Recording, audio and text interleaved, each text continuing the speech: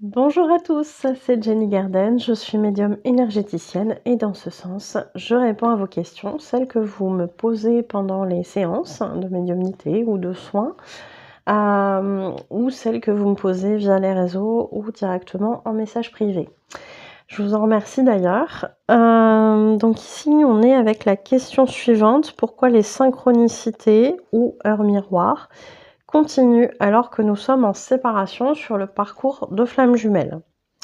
Alors, je dirais qu'on soit en parcours FJ ou pas, on peut prendre cette question, pourquoi on a des synchronicités alors qu'on pense avoir compris le message, c'est-à-dire, bon là, si on prend le parcours FJ, on sait qu'on est en parcours FJ, et pourtant, on a encore des synchronicités. Mais vous pouvez le transposer aussi dans un autre domaine. Pourquoi j'ai encore des synchronicités par rapport à tel truc où j'ai la réponse. Voilà, dans votre vie pro, dans votre vie perso, peu importe. Alors c'est vrai que les synchronicités, elles ont plusieurs buts. La première, c'est de nous confirmer parfois dans nos choix, dans nos intuitions, ou nous faire comprendre qu'on n'est pas sur le bon chemin si on s'obstine dans une voie qui n'est pas la meilleure pour nous. Et là, on va nous montrer qu'il y a un autre chemin. Souvent, on va pas forcément vouloir le prendre, ce chemin. Donc, les guides, notre âme, l'âme de notre flamme jumelle peut nous faire comprendre effectivement qu'on n'est pas au bon endroit, au bon moment, ou pas dans la bonne décision pour le meilleur de nous. Donc ça peut arriver. Alors là, j'en reviens à la question vraiment uniquement sur le côté flamme jumelle. Quand on est en séparation, je vous invite à aller voir ma vidéo sur mon parcours, parce que vous allez avoir un exemple très concret de comment ça s'est passé de mon côté.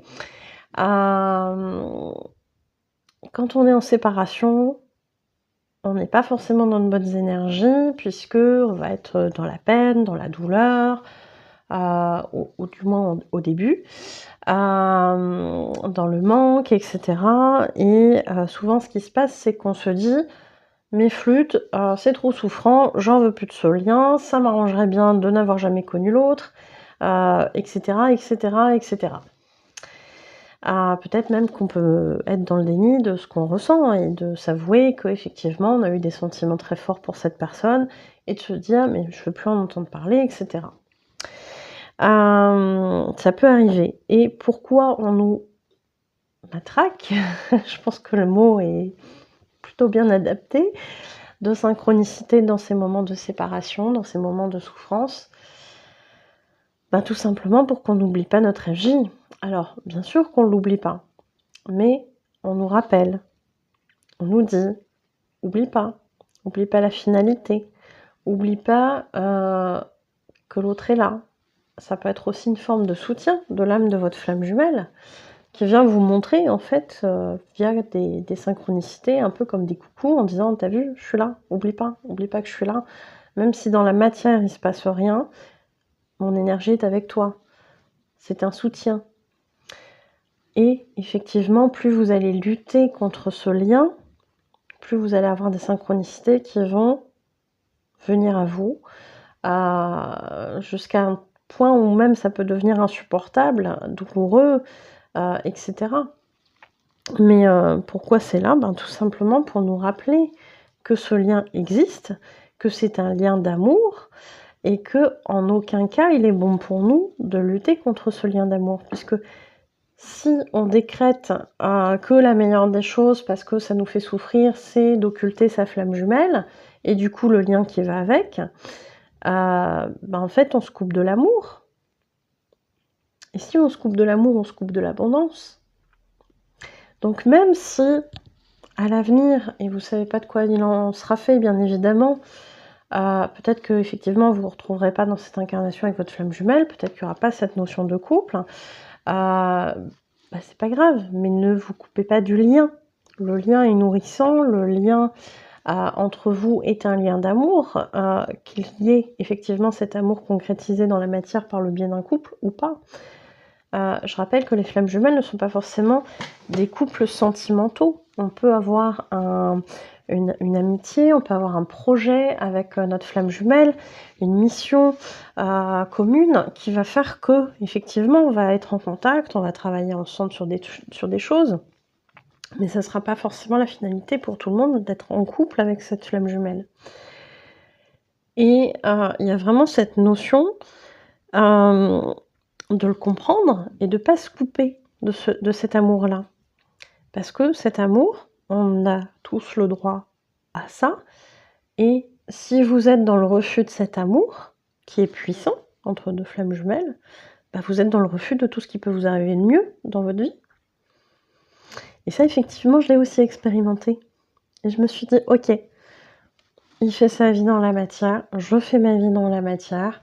Si on doit être amené à se retrouver, peu importe la finalité ou pas, c'est pas grave. Mais le lien, je le garde. Ce lien d'amour, cette connexion à là-haut, avec l'amour universel, l'amour inconditionnel qu'on peut ressentir, je m'en coupe pas. Et depuis, effectivement, que j'ai accepté cette réalité,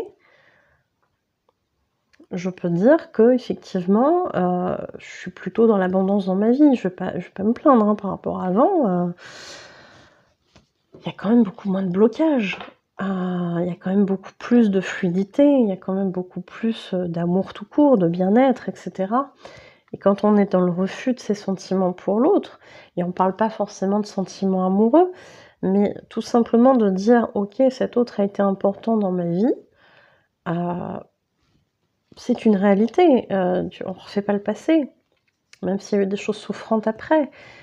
Et je pense qu'il y a vraiment cette notion importante de dire « J'accepte ce lien tel qu'il a été, tel qu'il est maintenant, et aujourd'hui, peu importe si on est en contact ou pas, il y a vraiment cette notion de « il y a des choses qui passent ». Il y a des choses qui passent, il y a des ressentis qu'on peut avoir, etc. Mais il y a surtout cet amour qui nous lie, peu importe le résultat derrière. Et ça, je pense vraiment que c'est un cadeau qu'on a sur ce parcours. Et encore une fois, peu importe si la matière elle suit ou pas dans cette incarnation. C'est pour ça qu'on vous envoie des synchronicités, c'est pour faire ce rappel à cet amour qui est là, qui existe, que probablement vous avez toujours cherché. Il est là, alors peut-être qu'il ne se concrétisera pas de la manière dont vous souhaitez, c'est pas grave. Il est là. Il est là, ce lien. Il est là, cet amour. Acceptez. Pourquoi vous le refusez? Parce qu'à un moment donné, ça a été souffrant. J'en conviens. Mais ne refusez pas le positif parce qu'il y a eu de la souffrance avant. Vous braquez à tout le reste, vous braquez sur l'amour que vous pouvez connaître autrement ou avec une autre personne, vous braquez à l'abondance dans votre vie, aux relations harmonieuses, vous braquez, enfin voilà, vous refusez toutes ces choses-là. Tout ça parce que vous refusez le lien. Et en fait, on vous dit, ne refuse pas le lien. Ne refuse pas cet amour qui est là.